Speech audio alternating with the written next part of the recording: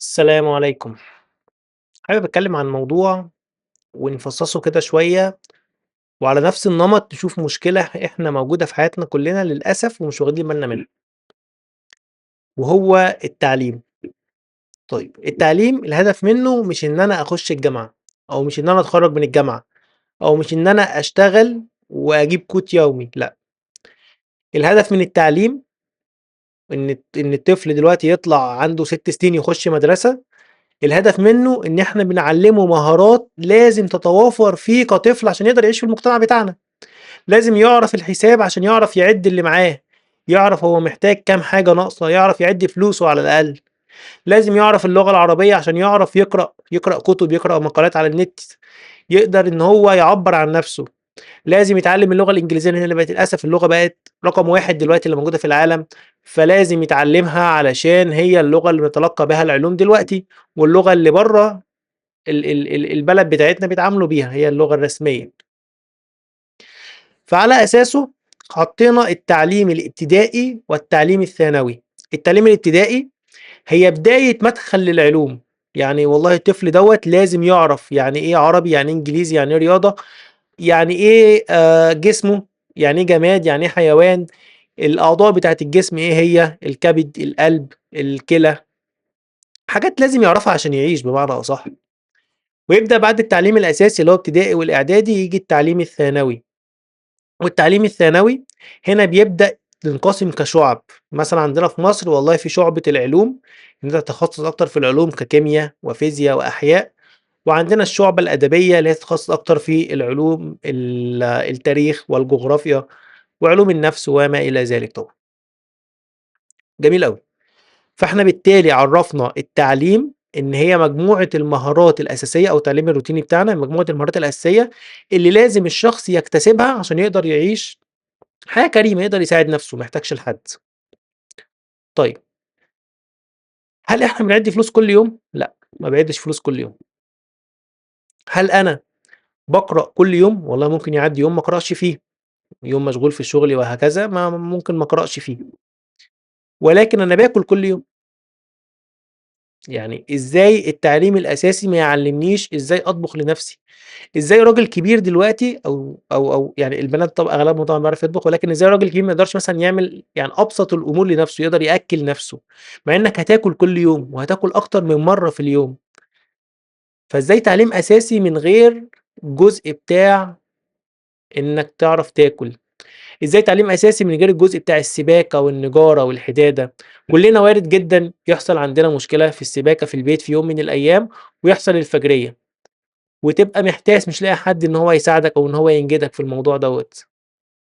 فواجب عليك في التعليم الأساسي إنك تعلّم نفسك أقل الأمور، الأمور اللي تمشّيك بس في السباكة، في النجارة. أمور هتتعرّض لها أكتر ما هتتعرّض ال ممكن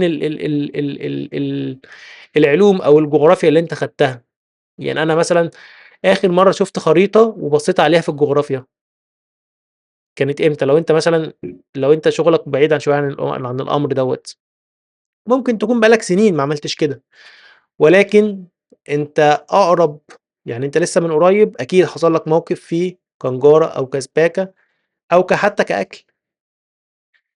فدلوقتي أي حد ناقصه حاجة من العلوم الأساسية ديّة لازم يتعلّمها ولازم يكمّلها، لازم تتعلّم اللي يمشّيك في النجارة whatever مهنتك إيه، whatever أنت دكتور، مهندس، أي مهنة تانية، لازم تتعلّم اللي يمشّيك في النجارة وفي الكهربا.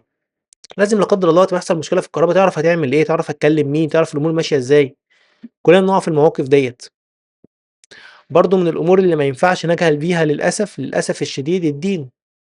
يعني إحنا أصلًا حياتنا كلّها محياي ومماتي كلّه لله رب العالمين، ربنا خالقني أصلًا علشان أعبده، عشان أعمّر في الأرض. فعلى يعني إزاي إن أنا أكون مثلًا طالب دكتوراه أو إن أنا أكون يعني عندي مجالات كتير كطِب وهندسة وعندي علوم كتير أوي، وللأسف أجهل أهم الأمور وأهم العلوم وهو الدين.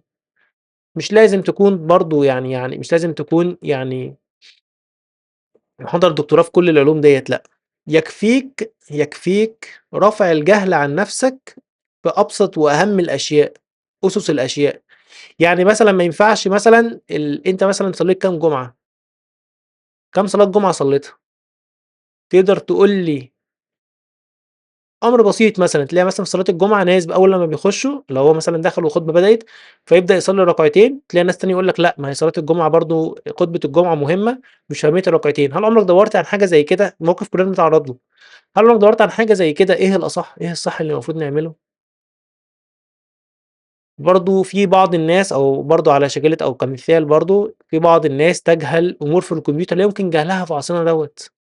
ما باتكلّمش عن الحاجات الadvanced يعني برضه الAI بصراحة بقى من العلوم الأساسية حاليًا، بس ما باتكلّمش برضه الحاجات الadvanced ولكن باتكلّم برضه على الأساسيات زي الExcel زي الWord، يعني أنت أكيد هييجي فترة في حياتك أو وقت في حياتك هتبقى عايز تعمل file، عايز تعمل CV لنَفْسك، عايز تكتب أي record على الكمبيوتر بتاعك.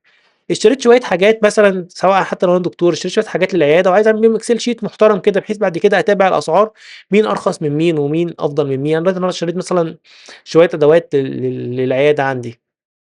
إيه المشكلة إني أعمل بيها Excel sheet بغض النظر عن الsoftwares المعقدة، بحيث إن أنا أقدر والله ده أنا اشتريت الitem ده قبل كده بتاريخ كذا بالسعر الفلاني، فوالله الstore دوّة أحسن من الstore ده أسعاره أفضل بالنسبة لي. فهي للأسف من العلوم الأساسية اللي ما ينفعش نجهلها، وكونها مش موجودة في التعليم الأساسي دوّة للأسف عيب شديد ومشكلة في التعليم بتاعنا الأساسي. فحتى موجودة أو لأ، يا ريت، يا ريت، يا ريت تشوف العلوم الأساسية اللي بتتعرض لها كل يوم وتعلمها.